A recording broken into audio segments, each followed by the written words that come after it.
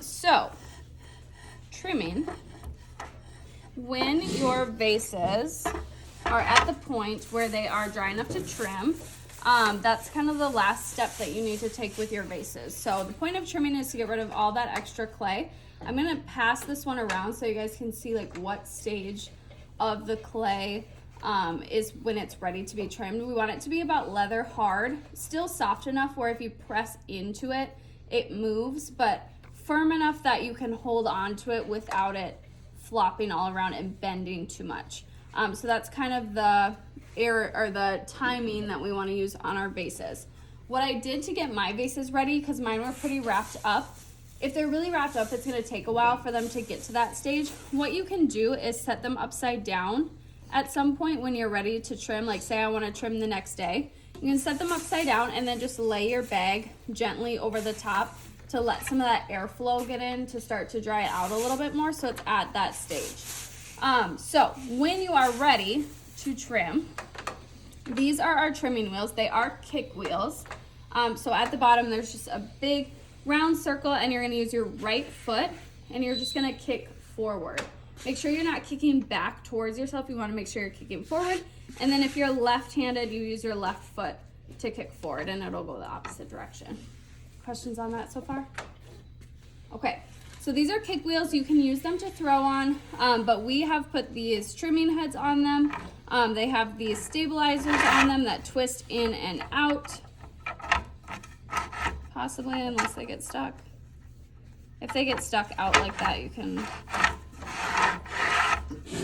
just pull them in. They can kind of be a little bit fidgety sometimes, but you can lift the top part and move them, and then they spin in and out.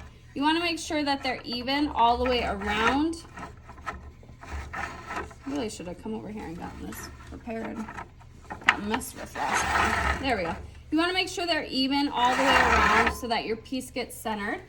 And then once you have your piece, you set it upside down. I meant to pass this one around. You set it upside down and then you twist this until it holds on to your piece just like that. Can I trade you? Thank you. So I've got my piece here that's ready to be trimmed. I'm going to set it upside down. I'm going to twist this in, and this is going to hold on to my vase. You can also trade these out for these, can't remember what these are called. Stabilizers. Other stabilizers that are longer.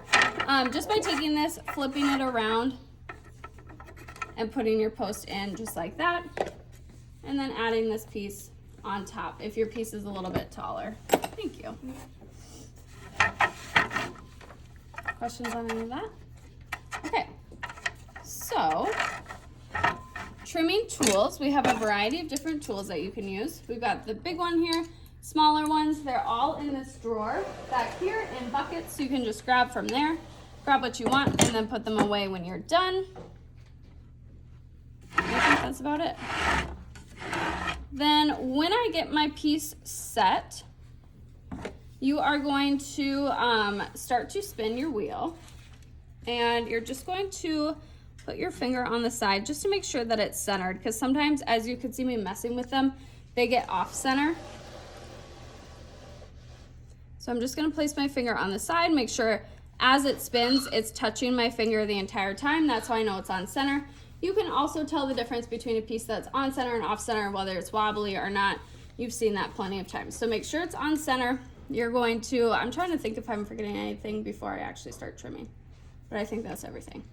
You're going to take your left hand as your stabilizer on top, and then your right hand, we're just going to start to remove that extra clay from the bottom, just like that. And then you get these ribbons that come off that look like that. If your trimming tool is getting all clogged up, that could mean that your piece is still a little bit too wet. You should get nice ribbons that come off of your piece.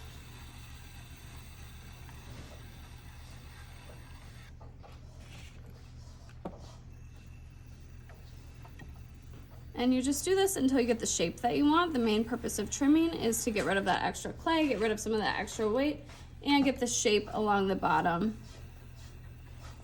that you want your piece to look like. You can also take this tool and put it along the top just to smooth out. Mine's a little bit wobbly at the top. I must have cut it a little bit crooked. So I'm just flattening that out. Can you hand me that bucket, that dirty one over there? Thank you. Appreciate it. Then, if you want to get more advanced, with our bowl project, we will have foot requirements for our trimming. For this one, we don't. We just want it to be trimmed.